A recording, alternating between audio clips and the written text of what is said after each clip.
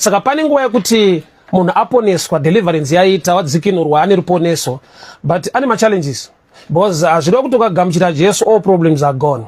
You still be the same person ane zvikwereti, the same person ane nyaya dzake muupenyu. Saka kana wagamuchira Jesu, uchaudzwa ripi? Because uchadzokera kunze uchangonzwa kunzi ungogamuchira Jesu, nyaya ndekuenda kumusha, nyaya ndekunozorora, tiri kuenda kudenga. Heaven is not a refugee camp for victims. Denga harisi nzvimbo ichanyaradza vanhu vanga vari patight. Denga inzvimbo ichanogara vanhu vakadzikinurwa, vakaponeswa.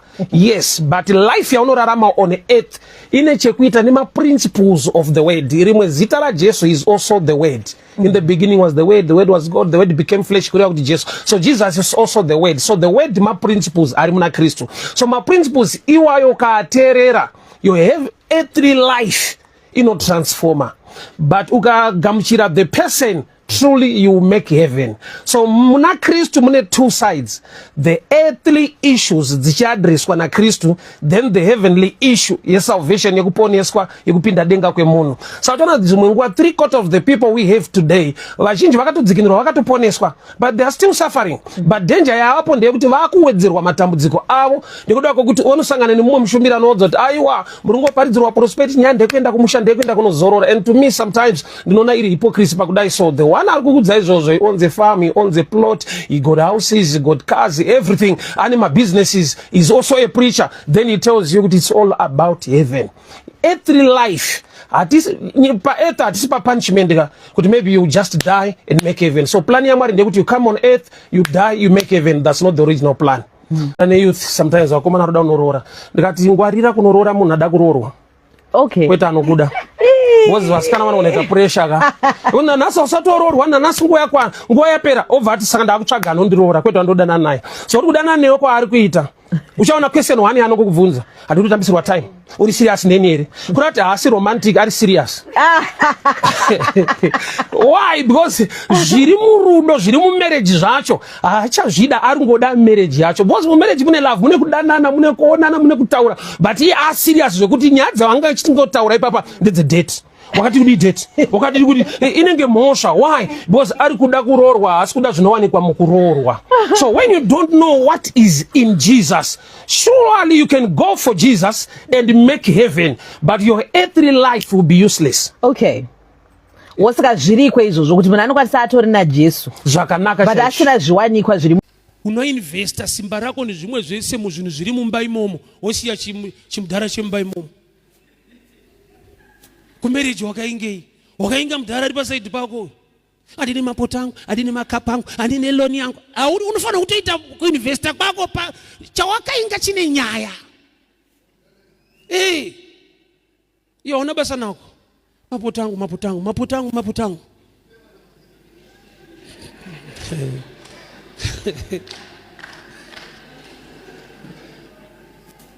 Chinofambirwa kuchechi bhururu ukachiziva, unosangana nedzimwe nyasha nokuti Mwari can be in the right place for a wrong reason, right relationship for a wrong reason.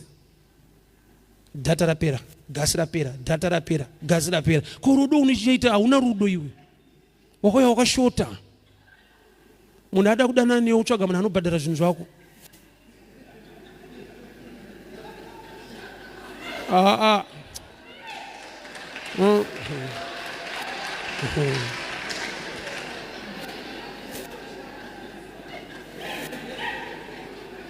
Mareasons ako anoita kuti ushayiwe zvinhu. Munhu aitokuda but hauchadika ka. Hauna rudo nemabills chete. Hauna I miss you, igasi rapera. So chono kwamuti haya anobvunza kuti indava. Anoziva kuti hamudanani. Besides kuti you are a good driver, we need journey mercies. We need the hand of protection. We need the hand of favor upon our lives. Don't take anything for granted. Kuti aya ndozvigona or kujaira kuti aya ndogara ndichizviita, I know the way you do it this way, do it this way. In every matter, in every case, in every situation, we need to pray unto the Lord. Surrender the day into the hands of the Lord. Kuti Mwari, pandinoenda kumabasa, pandinofamba, pandinofara nyangwe nevamwe, I need your hand of protection, your hand of blessing, and your hand of favor. So prayer is a picture of humility. Number 2, prayer dialogue, kutaura kwauri kuita naMwari. So somebody will say, but I don't hear God answering me with an audible voice. Mwari unopindana nenzira dzakawanda uye dzakasiyana siyana. Chikuru ndechekuti wataura kuna Mwari anonzwa, wataura kuna Mwari akatendeka, wataura kuna Mwari ane rudo neupenyu hwako. Unofanira kugona kuzviregerera iwewe kuti aiwa ndakapinda muchidhiriti achina musoro zvinhu but ndakuda kuita move on, ndakuda kuita zvinhu life. Don't get stuck muzvinhu izvozvo, especially kana chinhu chinenge sini chivi chekuti unozvipa mhosva unofunga Mwari haachandida apa ndakabhaisa ndakazodini. Solution yesini iriko, but problem ndeyekuti I blame as preachers kuti dzimwe nguva takauya nevhangeri risiriro pakuti kudii ndaifungidzira kuti munhu akanzitendeuka kana kuti munhu akanzi repent ari kunzisiya zvakaipa. Munhu haudzwe kusiya zvakaipa. Munhu anoudzwa pamusoro paJesu ane simba rekuti akamugamuchira anogona kusiya zvakaipa, nokuti chakaipa chine power. So munhu akanzisiya zvakaipa munamate, that's a wrong gospel. Uyai munamate muwane nyasha dzekusiya zvakaipa. That's why Jesu aiti uyai Yesu anokonzera kuti vasiye zvakaipa.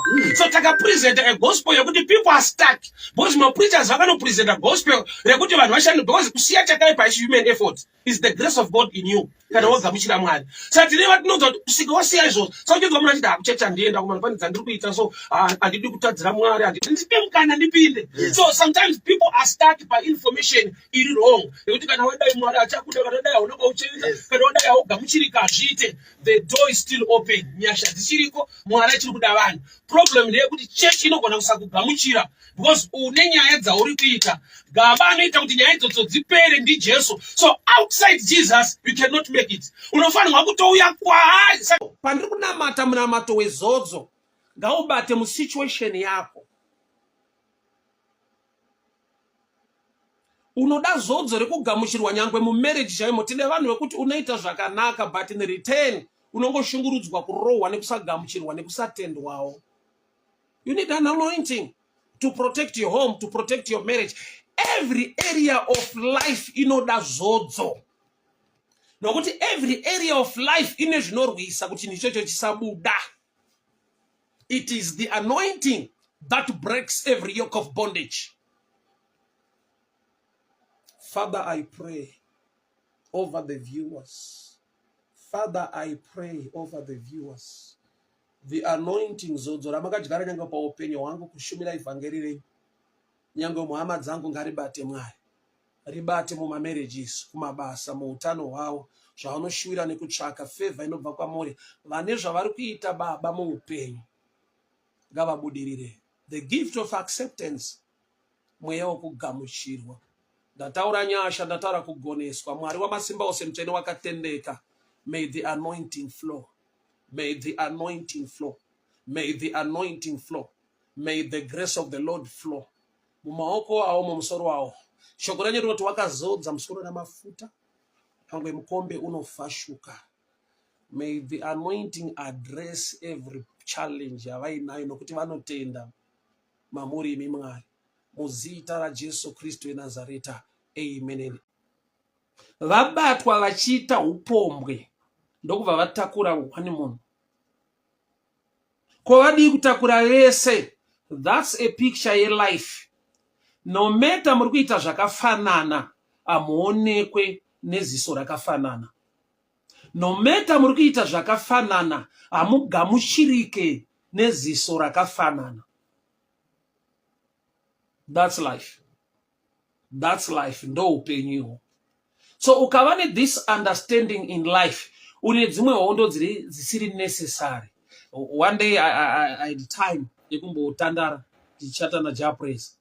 Ndichimuudza kuti pamasongo ako ese pane andoramba ndichiripita inonzi necessary kana kuti hazvisi necessary. Ndikati i understanding inofanira kudyarwa muvanhu. Kune mamwe mabattles asiri necessary.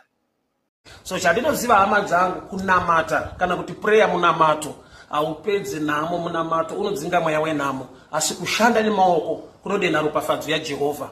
Kureva kuti kushanda ndokunopedza nhamo, asi kunamata kunodzinga mweya wenhamo. So kana wanamata mweya wenhamo usisipo, panodiwa kushanda. So kushanda, kushingaira kunoita zvinhu zviitike. Mwari paakaisa vanhu munzvimbo yainzi promised land kana kuti Canaan.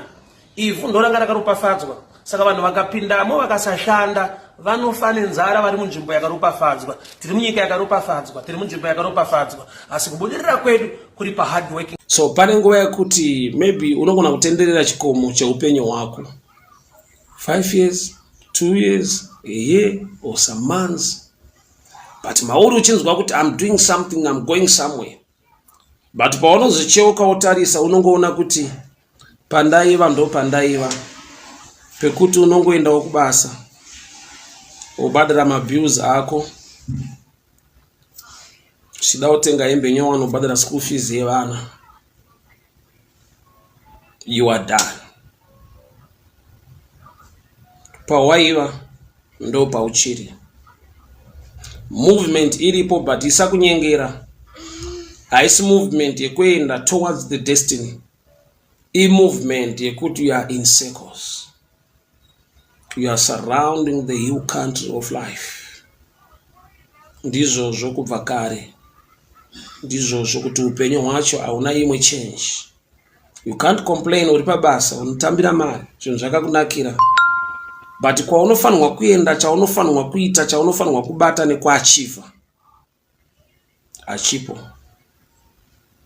Chiripo kuripita life ya 2015, ya 2017, ya 2018, ya 29. That lifestyle is still the same. Nekuti nzwaka pane nguva yekuti waafoda kuhaya kana kuti kukwereta mota ukadriver uchienda kwaunoenda maybe kuholiday nehama dzako unoona hamani kudini. The end of the day hauna motikari yawakatenga. Last year but one wakauya kumusha uchida kuona hama dzako nebhasi. This year wamanager kuhaya mota. But at the end of the day you are still in the same place. You don't own a car. But mauru unonzwa kuti I've done something better. Chekuti people notice kuti at least an improvement nekudi. Kuroja 2 rooms, kunoroja 8 rooms or full house. At the end of the day, warimu bracket the munhu asina pekugara panonzi pake. Todinda vakadzi vanofunga kuti ruwika kwamuregerera for pacheating. Havazivi kuti maybe une good heart yekumupa second chance. Vanojaja vachiti you are weak, wandivhurira dhore kuti kana watombokwanisa kuregerera kuchiita hauna chauchatadza. Mukadzi anotofunga kuti iwe kundiregerera kaonekwa wakudyawo. Saka 50-50. Swap and top. Hakusi kundiregerera. Kana ngati akupepa. Hakusi kundiregerera. Yekudyirwa ino. Baba ukaona mukana wekuti munorambana zvikatenderwa neshoko kuti auraramba. Ukasashandisa chance iyoyo. Watograduatesa munhu chachi champion baba. Hachicharambika. Mukana yekuramba vanhu baba inonetsa kuwana. Ine handikurudzire kurambana. Aiwa, reality mikana yekurambana. Ukamuregerera baba anogona sazibaiza futi but headache yawinayo because memory yako haibvi chinyaya iyoyo. Wana Bible ratonyora kuti chinhu ichi munogona kusiyana ichi. Rinotoziva makwenzi kwedzi ekuregerera iwe usina kapa. Paruda kuita muupenyu hwemunhu. I remember 2015 there was a man came to me angani driving school so ndokubva nditi the Lord has sent me so that I teach you how to drive. So aiva driving school ndokubva ndaenda ma lessons ndikanoita ma lessons ake kusvika ndaenda ku VID ndikatora license. Ndakafoira about 3 times, 4th time ndopa ndakazopasa. I used a lot of money. I was even worried naye kuti nekufoira kwandiri kuita is losing a lot of money. I just need to pray for him. Ndokubva ndita God said I must leave you with a license. Kune vanhu vane boldness pa dimension ye faith to an extent yekuti akatayo don't worry about everything. God said I must make sure ndakusiya une license. Then the 4th time ndopa ndakabva ndapasa. He was married for almost 6 years without a child. Anobvira andiudza problem yake. But God sent him to minister to me through nyaya driving. The following year, ndokubva ava nema-twins. Akatozouya achitaura kwandiri issue yema-twins. Ndopa ndakazoshamisika kuti he had a problem. because angasina kuminister problem yake kwandiri. So when I prayed over his life ndani license, I did not mention anything to do with children because nansi kuziva kuti ane mwana. Ndo pandaka understand kuti anointing, the grace of God or the power of God knows where the problem is. Just like mkadzi avane the issue of blood. Anakuya achitaura dambudziko rake, akauya akabata Jesu, dambudziko rake rikagadziriswa. Simba ra Mwari rinoziva pane nhamo yako. Anointing knows where the problem is.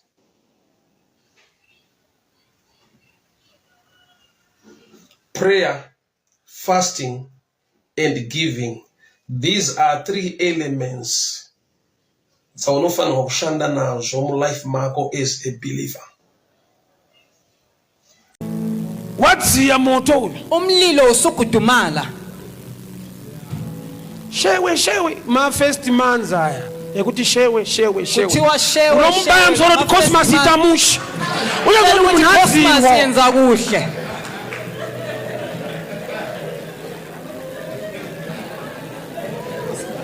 Signoro Cosmas low kana moto wadziya xa umlilo usukudumala ring yapo iringi sikhona mapepani signature zenu amaphepha esele signature. Cosmas andemba Cosmas ezisole Mwari mandiropafadza nemba muchato wapo zvivakwa zvapo itendirambe ndikutyayi ndichikuna matatu nokuti zvinosimuka zvekwedu kuphakamayo kwakithi.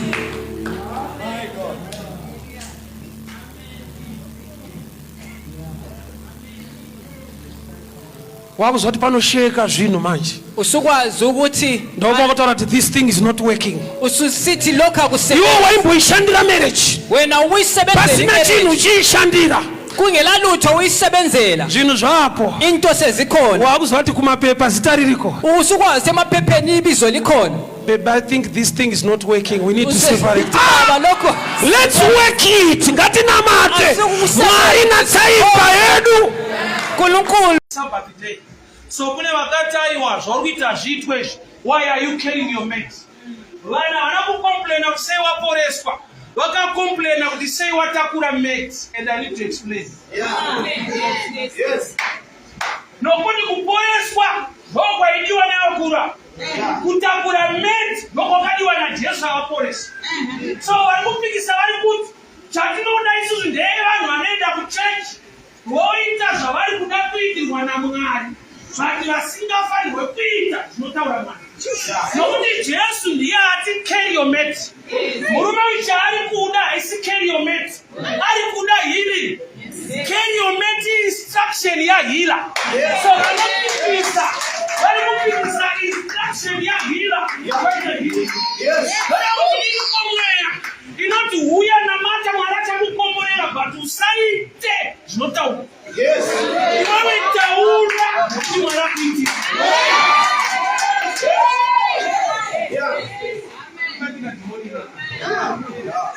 Yes. Vana vanokupikisa tsewa bora. Wakati kupora is problem. But watakurire imate. Why? Because yekutakura mate yataurwa na Jesu. Ino ndiwo murume ndiye kupora. Yekutakura mate ndiyo iridiwa na Jesu. Sababu kuti watakurire imate. Vari kuti iwewe kana Mwari akuitira usaitewo zvaringa ada kuti umuitire. Bora uende chete. Sautona tine vazhinji vekuti kana ndikaparidzwa sei target yaakamirira nekuti ndibate musoro kuti namatire zvinhu zvangu zviite. Kunzwa nzara neshungu yekuti ndaakuda kuita zvaparidzwa. Anoda kuti kana vapedza kuparidza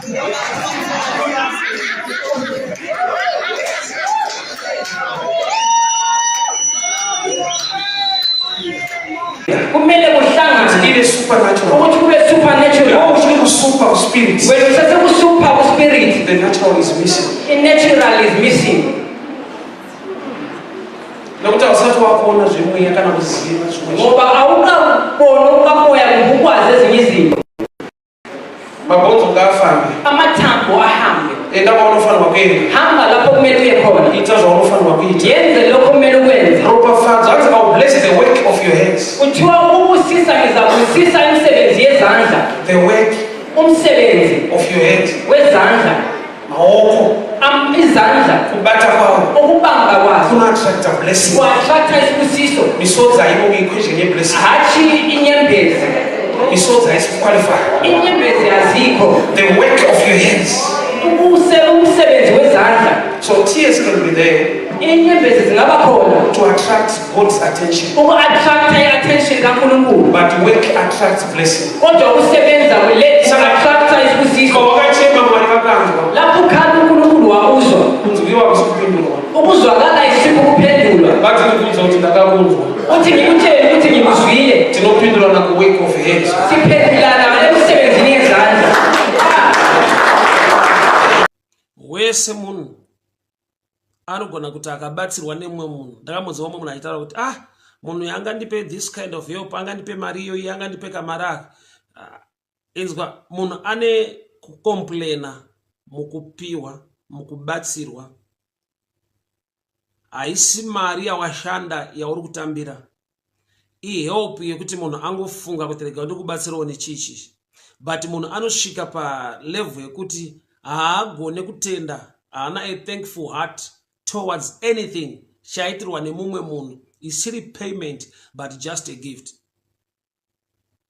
Munhu anonzwa kukosha zvekuti akapiwa zvichida mari shoma nemumwe munhu anoona sekunge atsvinyirwa. Yet the real truth is mari iyoyo haisi yako, akupa out of love. Aigona kutoishandisa chimwe chinhu. Hazviro kuti wese akubatsira chinhu ichocho haachachida muupenyu. Inyaya yekuti akuda iwewe kudarika chinhu ichocho.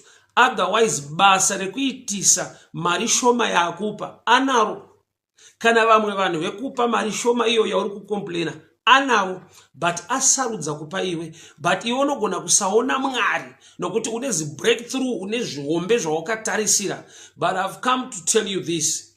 Yakura kudarika situation. Nokuti nzwa zvinokutyora mavhu nekukupedza simba kuti usapinde muprayer zviriko.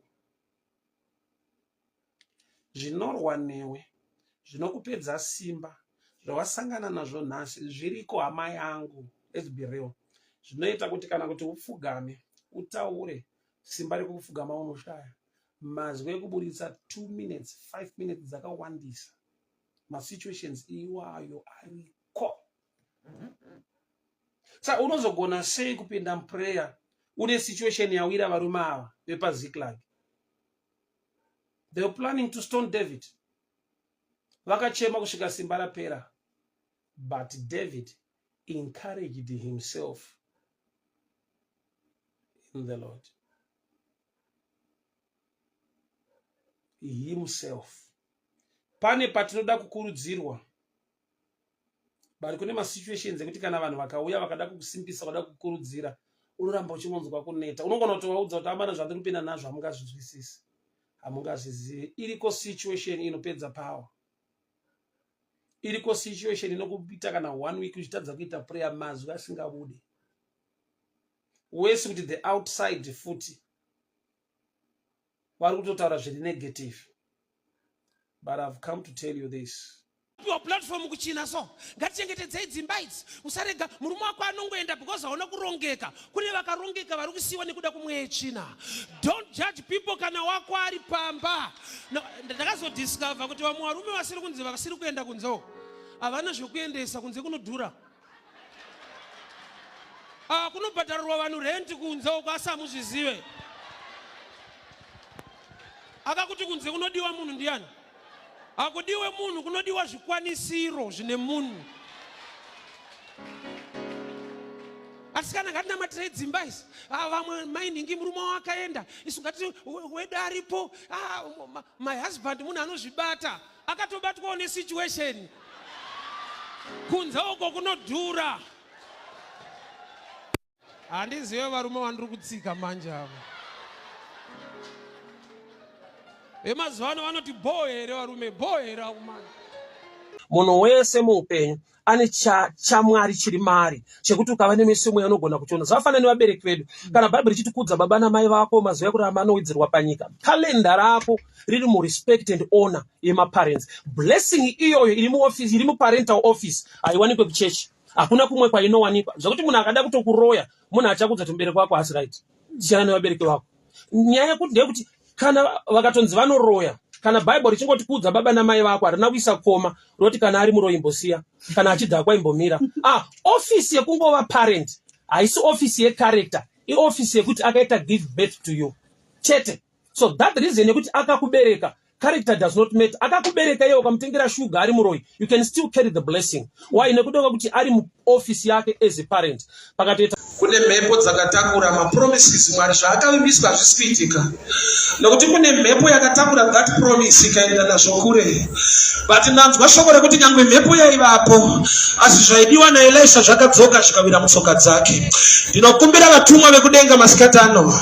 Ndinokumbira vatumwa vekudenga masikati ano. I command the ministering angels upon the grace of this house. In the mighty name of Jesus. In the mighty name of Jesus.